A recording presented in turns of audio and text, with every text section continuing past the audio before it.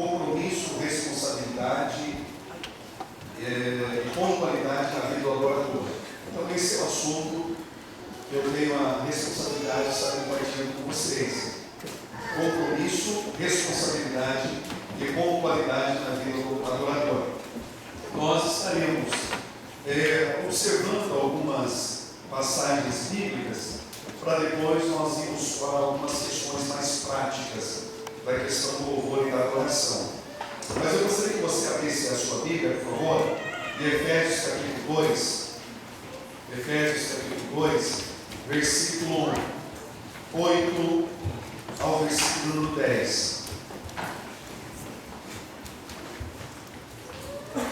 E mesmo sentadinho como todos se encontram,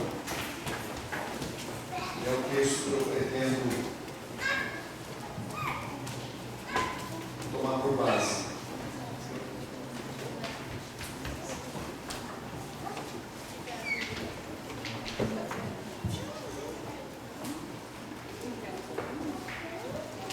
Efésios capítulo 2, versículo 8 ao versículo 10. Está escrito: porque pela graça sois salvos, por meio da fé. Isso não vem de nós, é de Deus, não vem das obras para que ninguém se glorie.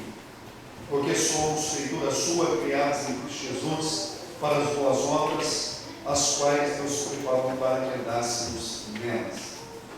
Vamos fazer mais uma oração? Pai, em nome de Jesus, nós te agradecemos por esse tempo, nós louvamos o teu nome por estarmos reunidos nesta tarde para estudarmos sobre louvor, adoração, à luz da tua palavra, e pedimos que seja um tempo de transformação, de vida, de conformação à imagem de Jesus, que teu Espírito Santo possa falar ao coração de todos os teus filhos e que o nome do Senhor continue a ser glorificado, em nome de Jesus Cristo de Nazaré. Amém, Senhor. Amém. Glória a Deus. Nós, dentro da leitura, texto inicial, nós vamos ver alguns outros textos, tá bom? Então você fica com a sua Bíblia de prontidão para nós estarmos abrindo nas referências. Efésios 2, 8 ao 10 fala a respeito da salvação pela graça, que nós tomamos posse pela fé. A salvação ela não decorre das obras, mas é um ato da graça de Deus em nos salvar. E no versículo 10, Paulo está orientando os irmãos em Éfeso, que somos figura sua, criados em Cristo Jesus para as boas obras, as quais Deus preparou para que andássemos nelas. As boas obras das quais Paulo ele está se referindo, elas só são possíveis serem realizadas depois da regeneração, depois que nós nascemos do alto pelo Espírito Santo. É isso que Paulo está dizendo. Praticamos boas obras, porque nós nascemos de Deus, nós nascemos do alto.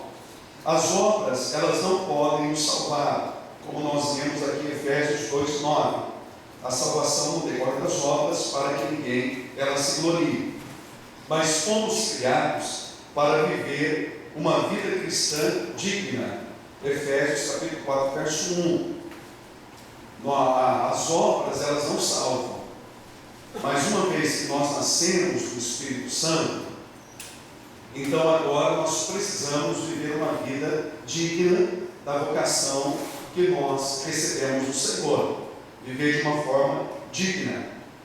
Fazer as boas obras é parte da nova vida de regenerado. É algo que está intimamente ligado, faz parte dessa vida que nós recebemos. Praticar as boas obras. Não somos salvos pelas obras que praticamos, mas por ter nascido do alto, por ter nascido do Espírito.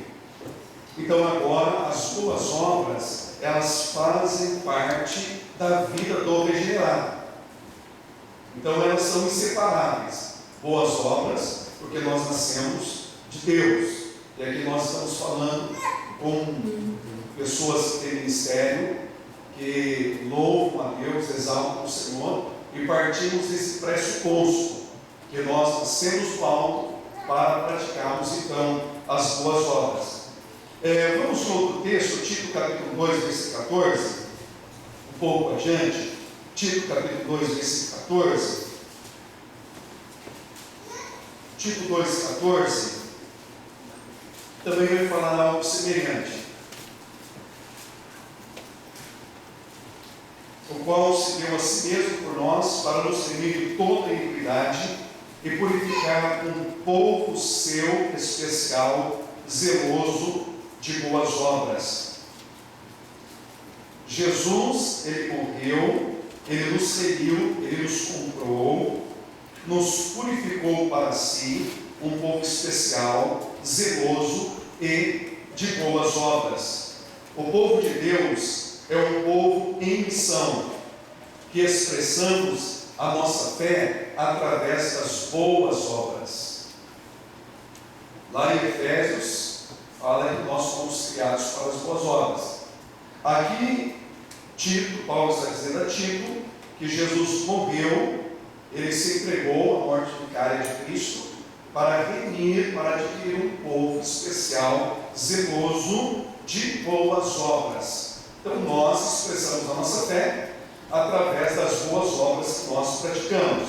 Vamos agora em Mateus capítulo 5, versículo 16. Um outro texto, Mateus capítulo 5, verso 16. Vamos abrir a Bíblia.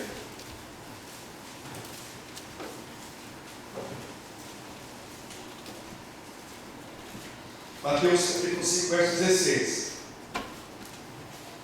Assim resplandeça a vossa luz diante dos homens, para que vejam as vossas boas obras e glorifiquem vosso Pai que está nos céus.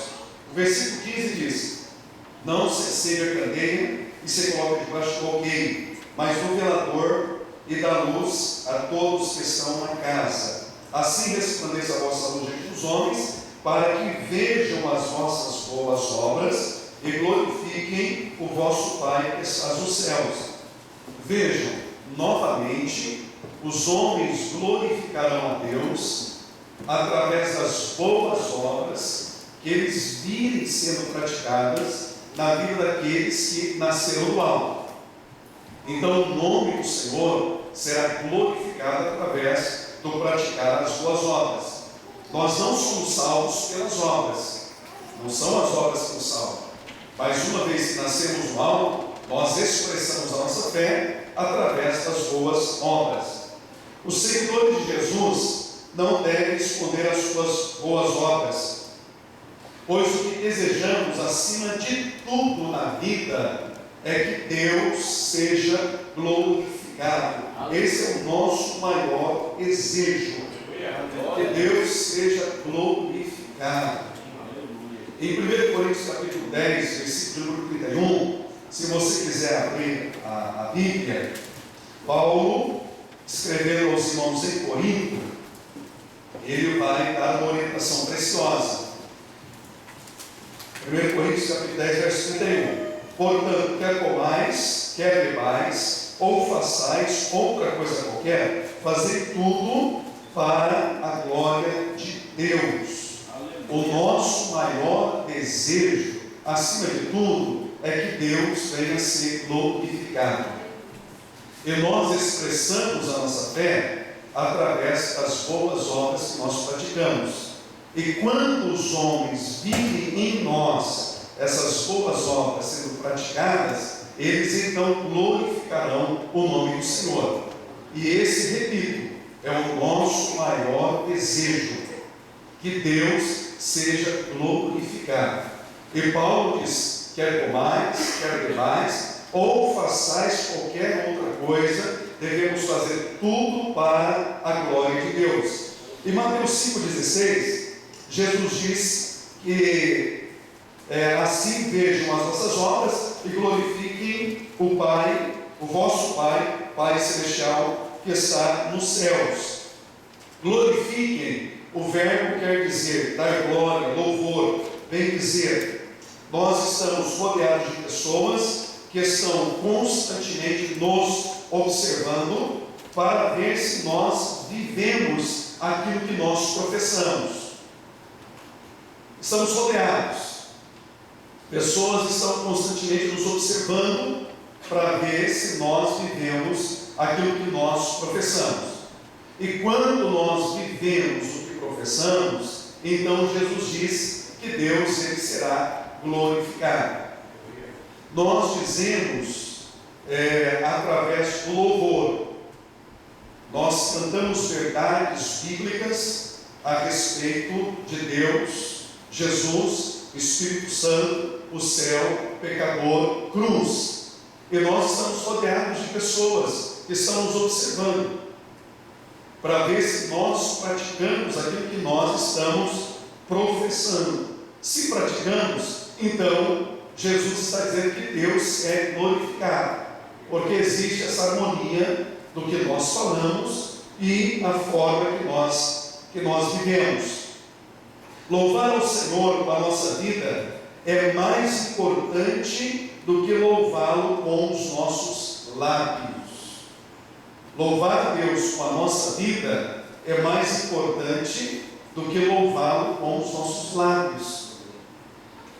Porque Paulo diz: quer comais, quer bebais, ou façais qualquer outra coisa, devemos fazer tudo para que Deus seja glorificado. O nosso objetivo é que Deus seja louvado e não nós sermos louvados. João, ele dizia, João Batista dizia: importa que ele cresça e que eu diminua.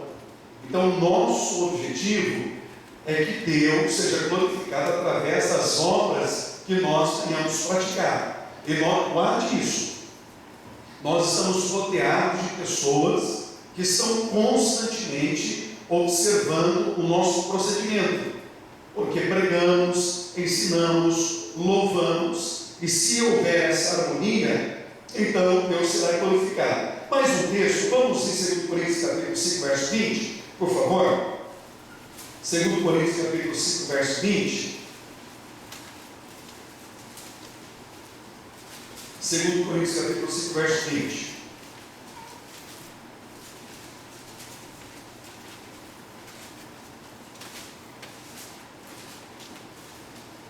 Segundo Coríntios capítulo 5, verso 20 diz: de sorte que somos embaixadores da parte de Cristo, como se Deus nós rogasse. Rogamos-vos, pois, da parte de Cristo, que vos reconcilieis com Deus. Veja a introdução do versículo, que Paulo está afirmando, de sorte que somos embaixadores da parte de Cristo. Nós representamos o reino de Deus. Procure, você está marcando esses versículos, mas vamos tentar fazer a conexão de um versículo para o outro, para entender o que Deus está ministrando ao nosso coração. Paulo disse que nós somos embaixadores. O embaixador sugere a ideia de alguém enviado no lugar do seu senhor ou rei, autorizado e com a sua autoridade. O embaixador é o porta-voz oficial de uma nação num país estrangeiro. Ele fala em nome do seu governo e representa o seu país. Quando as pessoas escutam suas palavras e observam suas ações, dizem: essa é a maneira como esse país pensa e age. Agora, o que eu achei muito interessante dentro dessa questão de embaixador é que a honra e a glória do seu mestre depende de suas palavras e comportamentos. Então, a maneira que nós vivemos, as pessoas entenderão que o país de onde nós somos oriundos pensa e funciona dessa forma. A forma que nós falamos e as atitudes que nós temos, porque nós somos embaixadores, nós representamos Cristo, e o mundo não conhece Jesus, mas por nós sermos os seus representantes, falamos em nome dele, com a autoridade dele. Então, a maneira que pensamos, falamos e nos comportamos deduzirão que de onde viemos o procedimento é dessa forma. Então a responsabilidade que está sobre nós é muito grande, porque nós representamos o reino de Deus através dos pensamentos, através das nossas palavras e através do nosso comportamento, porque nós representamos o Senhor. Nós estamos aqui enviados por Ele e na autoridade dele. Vamos agora em outro texto, que eu creio que talvez seja o último que eu quero falar com vocês. 1 Pedro capítulo 2, versículo 9. 1 Pedro capítulo 2, versículo 9. 1 Pedro capítulo 2, versículo 9.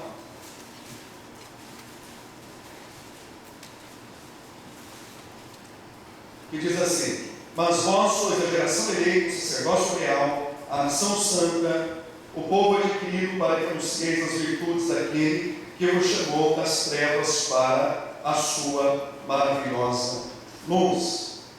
Vejam, nós somos a geração eleita. Deus, Ele nos escolheu para ser o seu povo exclusivo. É o que está escrito no texto.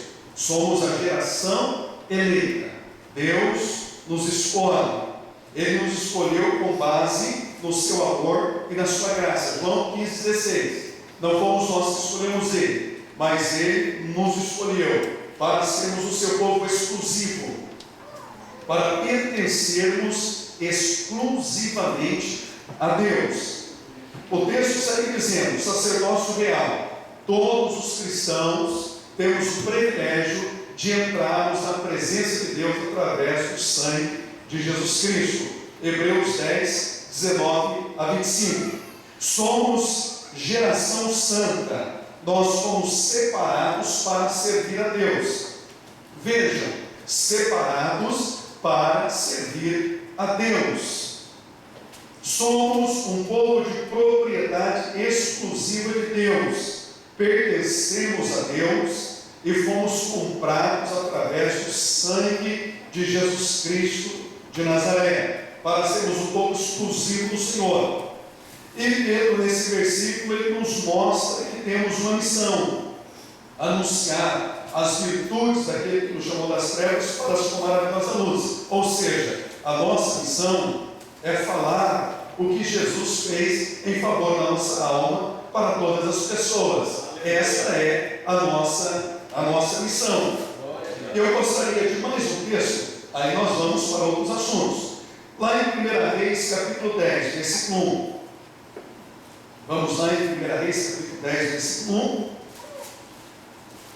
Do versículo 1 ao versículo de número 9. Fala sobre a rainha de Sabá, que ela vai visitar Salomão. A rainha de Sabá visita Salomão. Capítulo 10, versículo 1. E ouvindo a rainha de Sabá a fama de Salomão acerca do nome do Senhor, veio provado por enigmas, e veio a Jerusalém com um muito grande exército, com camelos carregados de especiarias, e muitíssimo ouro e pedras preciosas, e veio a Salomão e disse-lhe tudo quanto tinha no seu coração. E Salomão lhe declarou todas as suas palavras, nenhuma coisa se escondeu ao rei que não lhe declarasse. Vendo, pois, a rainha de Sabá toda a sabedoria de Salomão, e a casa que edificara, e a comida de sua mesa, e o assentar de seus servos, e o estar de seus criados, e as vestes deles, e os seus copeiros, e a sua subida pela qual subia a casa do Senhor, não houve mais espírito nela. E disse ao rei: foi verdade a palavra que ouvi na minha terra, das tuas coisas da tua sabedoria. Eu não cria naquelas palavras até que vim, e os meus olhos viram, eis que não me disseram verdade. Sobrepujas em sabedoria e tens a fama que ouvi. Bem-aventurados os teus homens, bem-aventurados os teus servos, que estão sempre diante de ti, que ouvem a sua sabedoria. Observe o versículo 9. Bendito seja o Senhor teu Deus, que teve agrado de ti, para te pôr no trono de Israel, porque o Senhor ama Israel para sempre, e por isso te estabeleceu rei para fazer juízo e justiça. O que eu gostaria de frisar nesses versículos que lemos é que a rainha de Sabá vai visitar Salomão e ela fica deslumbrada com a organização e a sabedoria que Deus tem dado a ele, e ela louva a Deus no versículo número 9, ela glorifica a Deus, porque ela viu a sabedoria do Senhor e as atitudes, o comportamento de Salomão. Então Salomão levou aquela rainha a glorificar o Senhor pelo comportamento que ele tinha, pela relação que ele tinha com Deus. E olha que ela veio de muito distante, e ela glorifica o Senhor. Vejam, todos os versículos que nós fizemos a leitura anteriormente, fala de Deus ser glorificado. Ele salvou um povo. Esse povo que foi salvo é sua propriedade de uso exclusivo. Somos nascidos de Deus e temos a natureza divina.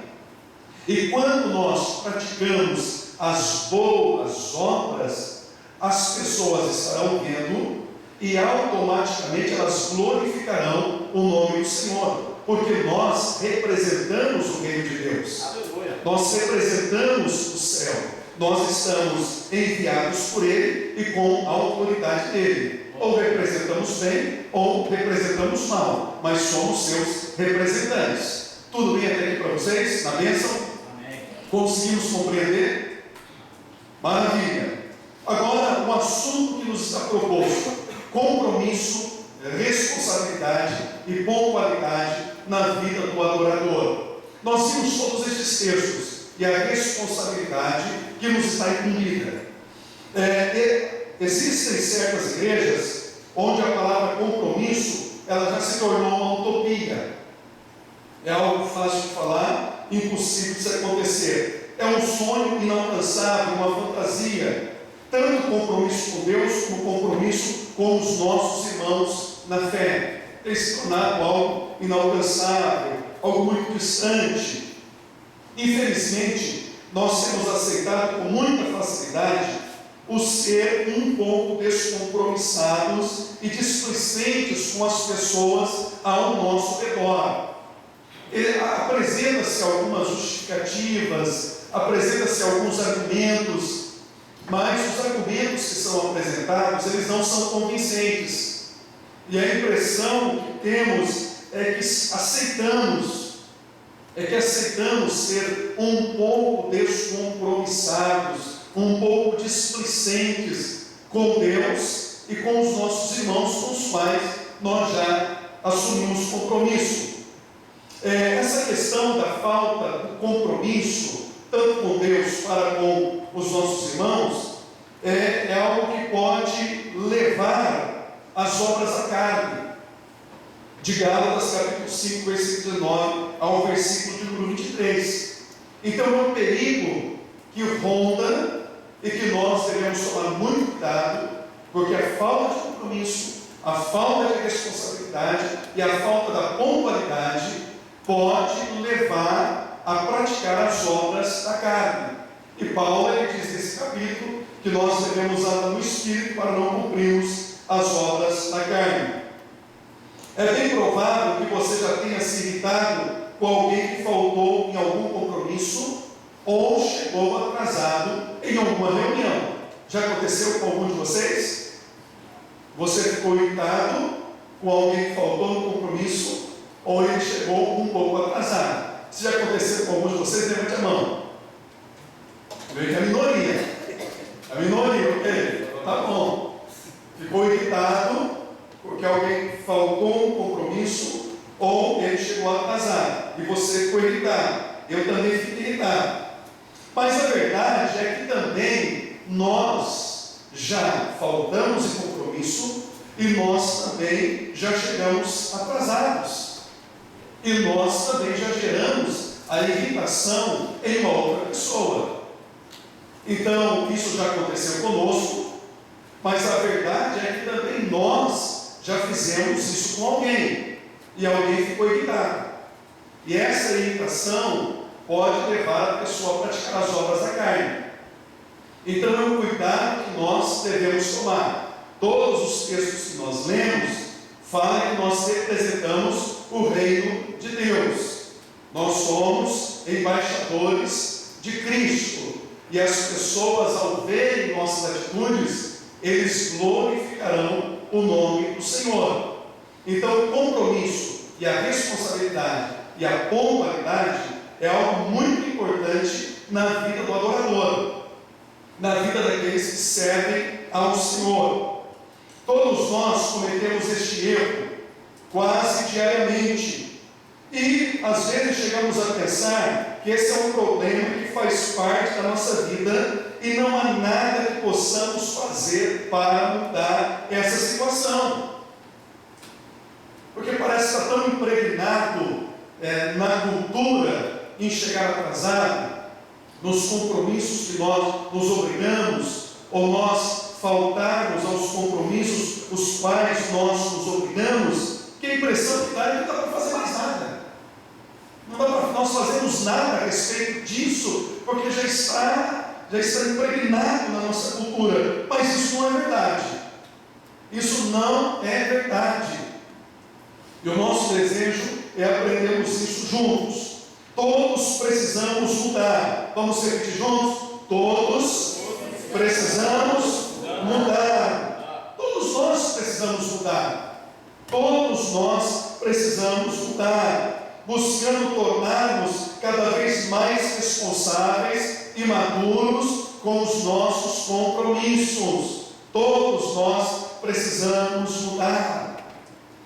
Nós nos tornamos mais maduros. Romanos capítulo 12, versículo 1 e versículo 2, parece que é uma situação irreversível isso, porque está impregnado na cultura, mas Romanos 12, 1 e 2 diz que nós devemos ter uma mente transformada e nós não nos conformarmos com esse presente século, para nós experimentarmos qual é boa, perfeita e agradável vontade de Deus para a nossa vida. Todos nós precisamos mudar, porque o nosso maior desejo é levar os homens a glorificar a Deus através do nosso comportamento. Quando alguém olhar para você como um adorador, através das suas atitudes e das minhas atitudes, ele deve glorificar a Deus, porque nós representamos Jesus e nós somos responsáveis com os compromissos dos quais nós nos obrigamos. Tudo isso faz parte do testemunho do cristão. Alguém responsável pode ser uma grande pedra no sapato do seu líder, do seu pastor e dos seus companheiros de ministério. Aqui nós estamos trabalhando com equipes de louvores e pessoas que têm o desejo de fazer a obra de Deus. Todos nós estamos envolvidos em equipes, e um componente descompromissado e irresponsável, ele é uma pedra no sapato do seu líder, do pastor ou dos companheiros de ministério. Em Gênesis capítulo 12, versículo do 1 ao 3, a chamada de Deus para Abraão é que ele fosse uma bênção na vida de outras pessoas. Deus diz: farei de ti uma grande nação, abençoarei os que te abençoarem, e amaldiçoarei os que te amaldiçoarem. Em ti serão benditas todas as famílias da... Então Deus abençoa Abraão, para que Abraão ele fosse uma bênção na vida de todas as famílias da terra.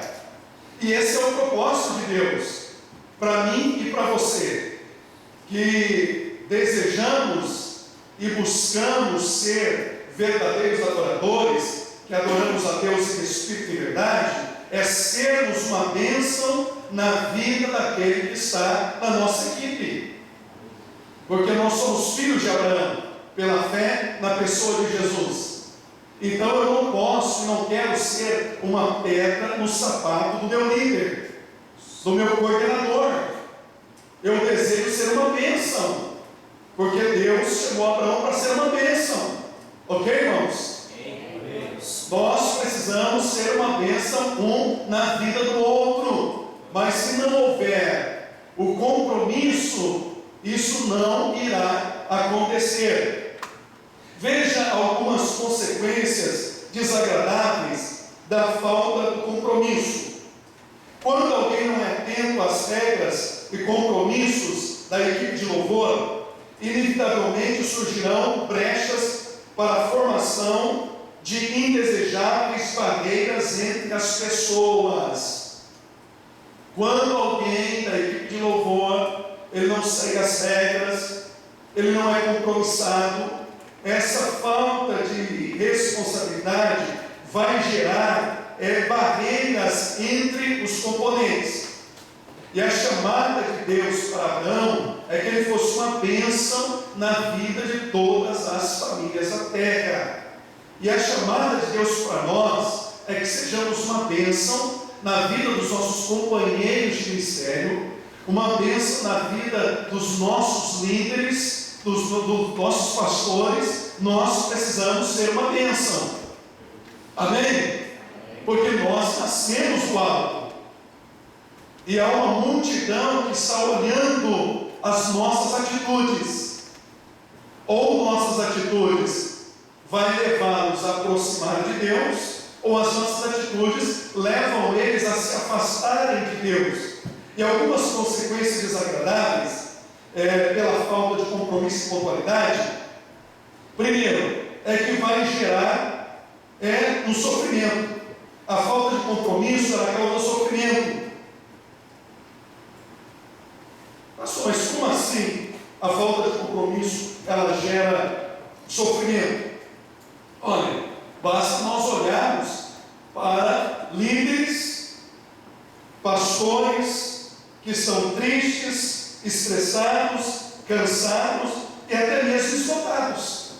Mas por que estão tristes, cansados e esgotados? Devido ao mau comportamento de pessoas do ministério. E é possível que a liderança venha a enfrentar um duro sofrimento. Porque alguém não tem compromisso e responsabilidade, e a liderança vai sofrer, o líder vai sofrer, o pastor vai sofrer, porque alguém está sendo descompromissado, e alguém vai estar sofrendo. Ele vai ter que lutar com uma natureza adâmica que está dentro dele, setas de todos os lados expelidos contra ele, porque alguém não está cumprindo um compromisso que ele se obriga. Então haverá um sofrimento. Você já passou por isso? Quem já passou por essa situação? A minoria de novo. Que bênção! Você sofre, você está sofrendo, e você está se ministrando o tempo todo, e você vai citando textos para a tua alma, e você vai citando, e você vai ministrando o teu coração, e você vai sofrendo, e você vai sofrendo, e você vai sofrendo, e sofrendo, e sofrendo, e sofrendo, porque alguém não está sendo pontual, e não está assumindo o compromisso. Então a primeira causa é um sofrimento que nós vamos estar causando. Segundo, a falta de compromisso causa cobrança excessiva. É possível que integrantes cobrem da liderança exortação, punição e castigo. Quando alguém não é compromissado ou comete alguma falha que prejudicou o grupo, é bem provável que alguém diga: vocês não vão fazer nada? Ele não merece uma punição? Não é? Ouvimos isso. Vocês não vão fazer nada. Ele não merece ser punido porque ele está faltando com os seus compromissos. Então essa cobrança, ela vem para a liderança. E demais pessoas vão cobrar da liderança uma postura. Então vai gerar essa cobrança excessiva. Mas vejam, Deus chama Abraão para ser uma bênção na vida de todas as famílias da terra. Mas quando nós não cumprimos e não somos pontuais naquilo que nós nos obrigamos, nós vamos gerar esse desconforto dentro da equipe. Um vai olhar para o outro, um vai olhar para o outro, e pensar no seu coração, e se não tiver estrutura espiritual, a situação ela fica desagradável. O clima pode ficar desagradável. Então, nós precisamos atentar para essas questões. E terceiro, a falta de compromisso pode suscitar comparações, ou seja, quando foi comigo, teve uma ascensão, mas quando é com ele ou com ela, a situação é diferente, porque comigo é assim e com ele não acontece da mesma forma. Então vai haver essa comparação, porque ele que fez, cometeu o mesmo ato, ele foi tratado de uma forma, e eu que também pratiquei o mesmo ato, eu fui tratado de uma outra forma, e aí começa a ser feita as comparações. É fácil nós detectarmos isso quando ouvimos, por exemplo, eu fui repreendido severamente, a outra pessoa não, comigo é sempre diferente. Quando eu fiz a mesma coisa, foi punido, foram injustos comigo, e começa aquele comentário desagradável na equipe de louvor. E uma das questões talvez mais graves, todas são graves, mas a questão talvez mais pontuada é que a falta de compromisso gera uma liberdade que não agrada a Deus. Guarda isso no teu coração. A falta de compromisso pode gerar uma liberdade que não agrada a Deus. A falta de compromisso de uma pessoa pode dar liberdade para que outros também se sintam no direito de não seguir as regras da equipe de louvor.